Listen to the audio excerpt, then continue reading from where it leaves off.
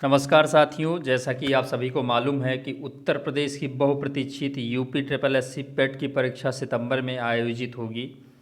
मैंने खुद इस परीक्षा में 99.8 परसेंटाइल हासिल किया था, जो कि आप स्क्रीन पर देख पा रहे हैं। इस हिसाब से मेरे मार्क्स बने थे 85.30।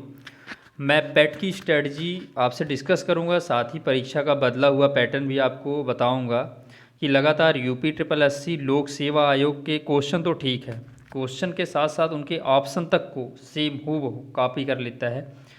इस हिसाब से साइंस की ये सीरीज़ आने वाली सभी परीक्षाएं, चाहे यूपी ट्रिपल एससी की हों, यूपी पीएससी की हों, एसएससी की हों, या आने वाली रेलवे ग्रुप डी की परीक्षा हो, उसके लिए बहुत महत्वपूर्ण है।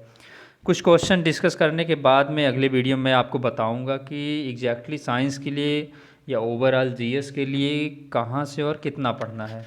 टाइम को ना वेस्ट करते हुए अपने क्वेश्चन पर चलते हैं। पहला क्वेश्चन है, जंतु विज्ञान अध्ययन करता है। इस तरह के क्वेश्चन को आपको देखते ही लग रहा होगा कि ये तो बहुत इजी क्वेश्चन है, लेकिन इनके ऑप्शन देखिए और इसके आंसर को फाइंड करने की कोशिश करिए। पहला जो ऑप्शन है वो है केवल जीवित जानवरों का, केवल जीवित वनस्पति का, जीवित व अमृत जानवरों दोनों का, जीवित व अमृत वनस्पति दोनों का। तो ये जो ऑप्शन है इसका सी सही है, जीवित व अमृत दोनों वनस्पति जानवरों का। अब ये बायोलॉजी या जीव विज्ञान तो है नहीं कि इसमें आप जीवित व अमृत दोनों वनस्पतियों का लगाएंगे। अगले क्वेश्चन की तरफ चलते हैं। इसमें मिलाना है आपको कि खास करके जो पक्षी का अध्ययन या इस तरह की जो स्टडी है वो क्या कहलाती है। तो सबसे पहले आप देखिए, इसमें पक्षी का जो अध्ययन है वो क्या कहलाता है। पक्षियों के अध्ययन को हम बोलते हैं ऑर्निथोलॉजी।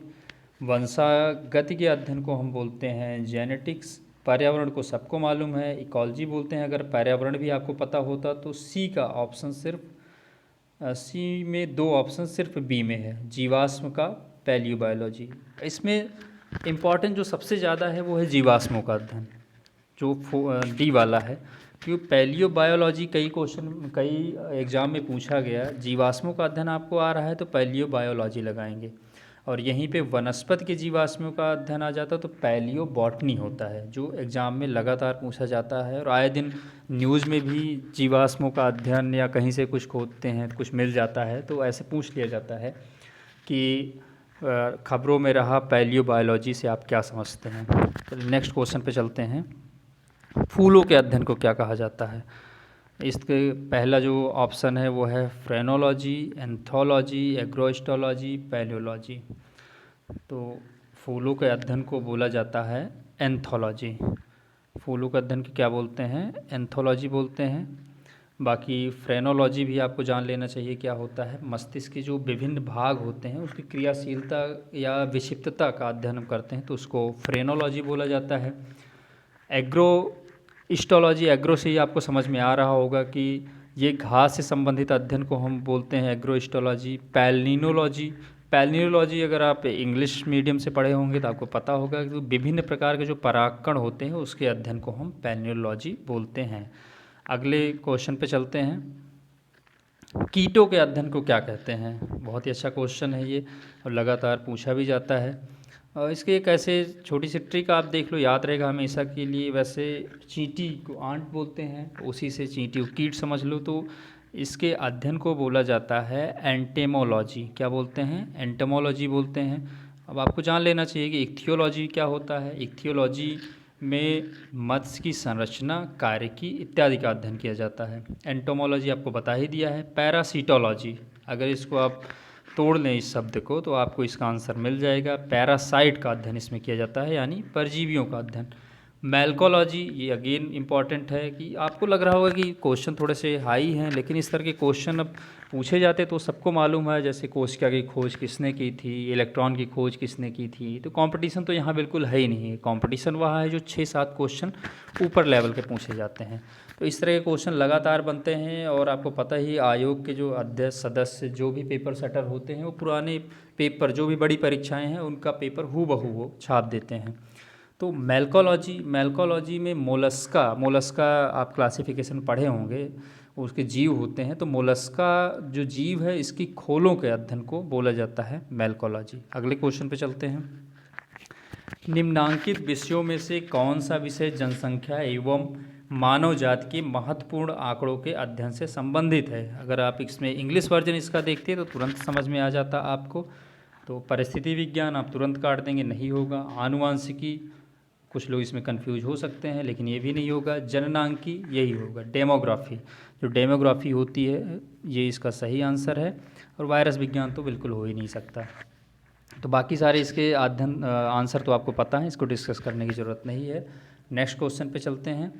निम्नलिखित में से कौन सा विषय जनसंख्या एवं मानव समुदायों के महत्वपूर्ण आंकड़ों के अध्ययन से संबंधित है? इस क्वेश्चन को हमने इसीलिए लिया था कि आप देख रहे हैं कि वहाँ पे पीसीएस में पूछा गया ये क्वेश्चन है और हूबहू क्वेश्चन को उतार लिया गया है। यूपीजीआईसी 2016 में पूछ लिया गया, तो इसका आंसर भी सेम ही है, इसका आंसर भी जननांकी ही होगा। तो आंसर इसका लगाते हैं जननांकी। नेक्स्ट क्वेश्चन पे चलते हैं। विभिन्न संस्कृतियों के वैज्ञानिक विवरण के तुलनात्मक अध्ययन को क्या बोला जाता है? आपके ऑप्शंस हैं एथेनोलॉजी, एथेनोग्राफी, एथोलॉजी, एथिक्स। अब इस तरह के क्वेश्चन में क्वेश्चन टफ नहीं है, इसके आंसर को टफ बना दिया गया है, एक क्लोज एकदम इसके विकल्प दे करके।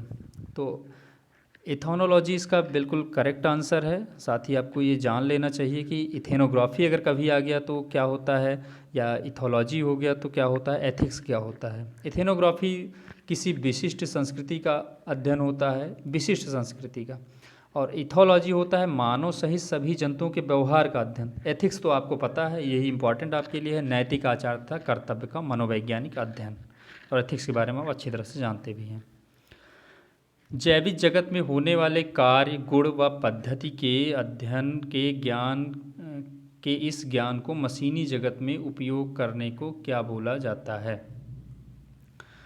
पहला ऑप्शन आपका है बायोनिक्स, बायोनॉमिक्स, बायोनॉमी, बायोमेट्री। तो आपने पहले तो कभी इसका आंसर है इस तरह के क्वेश्चन कभी सुने नहीं होंगे, लेकिन इस तरह के क्वेश्चन अब पूछे जाते हैं। बायोनिक्स जो है इसका सही आंसर है। और साथ में आपको आंसर के बारे में भी तो बता देता हूँ आपको। जो बायोनोमिक्स है वो जीवधारियों का उनके वातावरण के साथ संबंध के अध्ययन को बताता है। बायोनॉमी जीवन के नियमों यानी लॉज ऑफ लाइफ का अध्ययन बताता है। बायोमेट्री गणित एवं संख्याओं की तकनीकी द्वारा जीव विज्ञान के अध्ययन को बताता है। चलेंगे अगले क्वेश्चन पे। पैलियो वनस्पति के अंतर्गत अध्ययन करते हैं। आपको बताया था मैंने कि पैलियो जहाँ भी आ जाता है आपको जीवाश्म से रिलेटेड ये होता है। तो इसमें पहला है जंतु जीवाश्म का, शैवाल का, फफूंदी का, इनमें से कोई नहीं। तो बहुत सारे लोगों के मन में आ रहा है कि जीवाश्म आ गया है, ऑप्शन ए लगा दें, लेकिन इसका ऑप्शन ए बिल्कुल इनकरेक्ट आंसर है। पैलियो वनस्पति आया है यानी पैलियो बॉटनी आया है। तो इसमें इसके अध्ययन को इसके अंतर्गत हम वनस्पति के जीवाश्म का अध्ययन करते हैं, जो कि ऑप्शन में नहीं है। तो इसमें से ऑप्शन डी सही होगा आपका, इनमें से कोई नहीं। वैसे आपको बता दें कि जो प्रोफेसर बीरबल साहनी थे वो अपने इंडिया के ही थे। भारतीय जीवाश्म वनस्पति विज्ञान के जनक इनको माना जाता है और काफ़ी अपने क्षेत्र में प्रतिष्ठित व्यक्ति हैं। नेक्स्ट क्वेश्चन पे चलेंगे हम। रेशम कीट पालन को क्या कहते हैं? रेशम कीट पालन को क्या बोलते हैं? इस क्वेश्चन को शायद आप सभी जानते हैं, मुझे बताने की ज़रूरत भी नहीं है, इसको आप कमेंट में भी बता सकते हैं, फिर भी मैं इसका आंसर आपको बता दे रहा हूँ।